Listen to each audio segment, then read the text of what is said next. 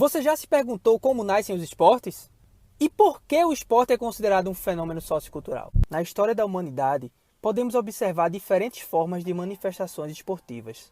Alguns autores afirmam que esse fenômeno esteve presente em sociedades antigas e primitivas. Já outros, que surgiu num período histórico específico através de um processo de ruptura e ressignificações. Tubino, 2006, afirma que para entender a origem do esporte é necessário vinculá-la ao jogo, pois as próprias definições de esporte passam pelo jogo. Diferentes autores definem o esporte como um jogo institucionalizado, regulado por códigos e regras regidas por entidades dirigentes, a exemplo das federações esportivas. O jogo é o elemento que vincula a cultura ao esporte, e a história do esporte é íntima da cultura humana, pois por meio dela compreendemos épocas e povos. Cada esporte traz as características e a essência cultural do período histórico que foi criado. Na história da humanidade, observamos diferentes formas de manifestações esportivas.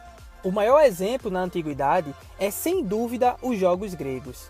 Na Grécia Antiga, disputavam-se os jogos nemeus, píticos, fúnebres, olímpicos e muitos outros. Entretanto, a principal manifestação esportiva da antiguidade foi, sem dúvida, os Jogos Olímpicos. O esporte como conhecemos nos dias atuais possui forte influência dos princípios e configurações do processo de esportivização dos Jogos Populares que ocorriam na Inglaterra no século XVIII.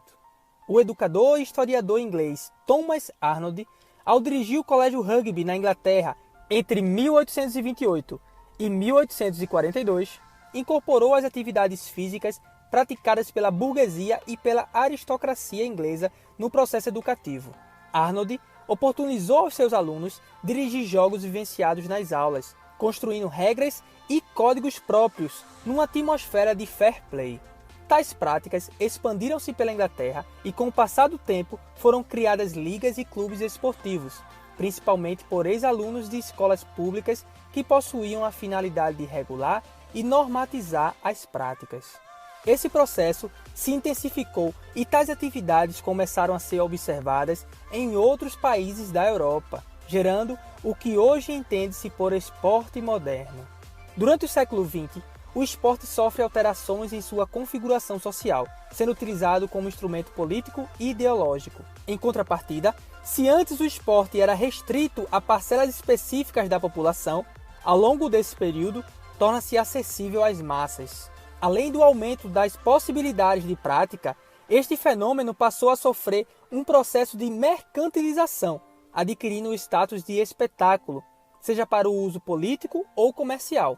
Nessa perspectiva, surge o esporte contemporâneo, uma evolução do esporte moderno.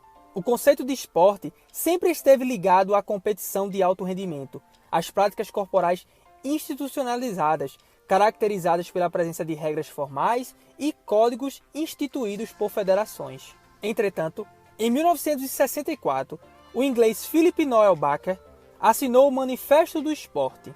Esse documento reconheceu pela primeira vez a existência de outras manifestações esportivas, além do esporte de rendimento. Em seu texto, admitia também a existência de um esporte escolar e de um esporte do homem comum.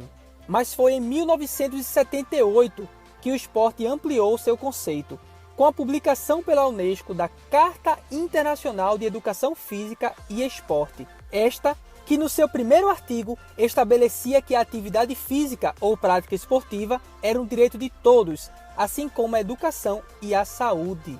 Após a publicação deste documento, o mundo passou a aceitar um novo conceito de esporte, o que possibilitou até a inclusão do tema nos textos constitucionais, como aconteceu no Brasil, na Constituição de 1988.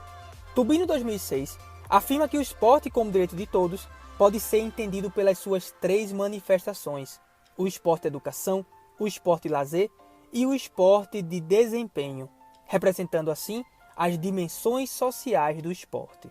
Percebemos que determinar o que é esporte a partir de uma única manifestação seria um reducionismo.